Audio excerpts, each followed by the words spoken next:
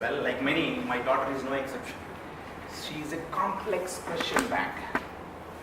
Many a times, to answer her questions, I had to relearn many things, right from filling crosswords, scientific facts, and many others. Every time, there's a new addition to the list.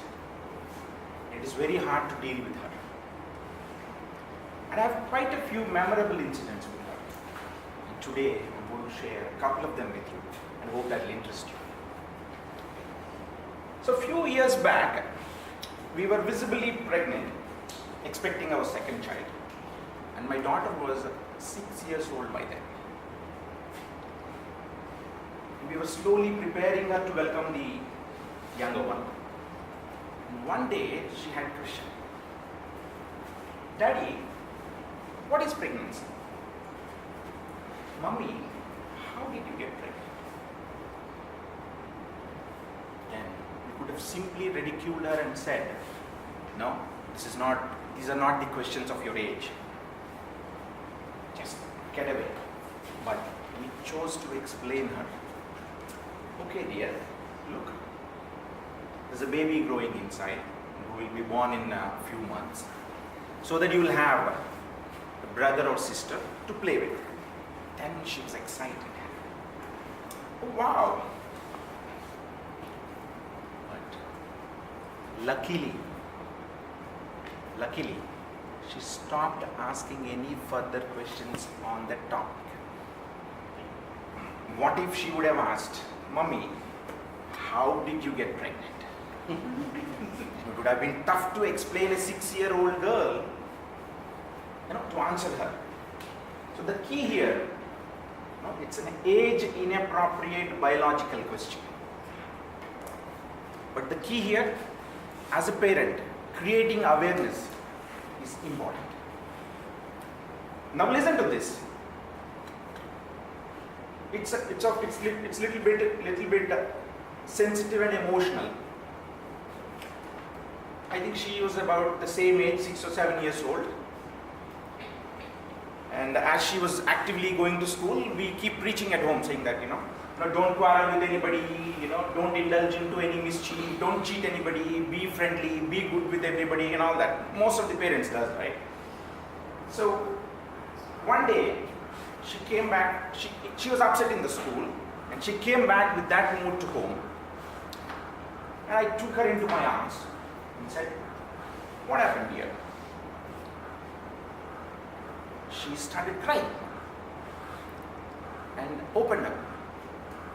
Daddy, you always keep telling me that, don't quarrel with anybody, don't invite any, mischief or anything of that sort. But you know what happened? A friend of mine quarreled with me and she used bad words to me today in school.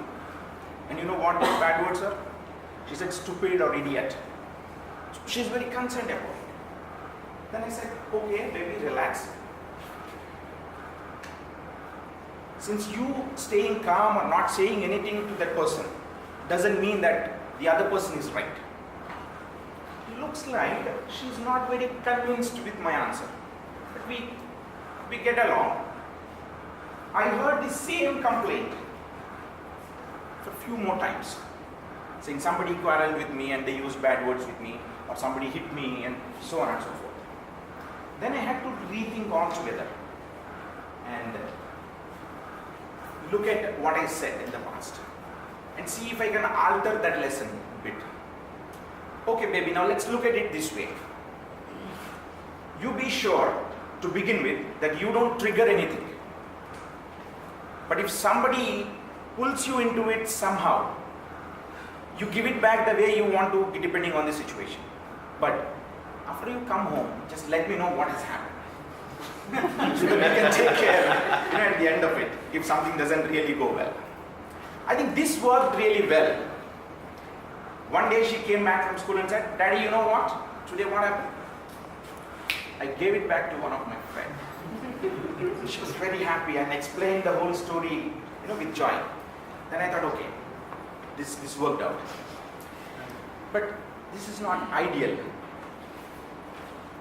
But at times, it's okay to bend our moral rules a bit, to fit to the situation and give a befitting reply. So friends, as my daughter was growing, the questions only continued. Like, do we have an alternative for school? Why do people smoke when they know it is harmful? How to differentiate between good and bad? What is the difference between Lok Sabha and Rajya Sabha? And why do people quarrel there all the time? Just on and on. So as a parent, I think I'm doing a decent job there. But as Mahatma Gandhi said, persistent questioning and healthy inquisitiveness are the key for acquiring any learning in life. So, don't stop questioning. Don't stop learning. Be inquisitive like a kid. Over to you, Toastmaster.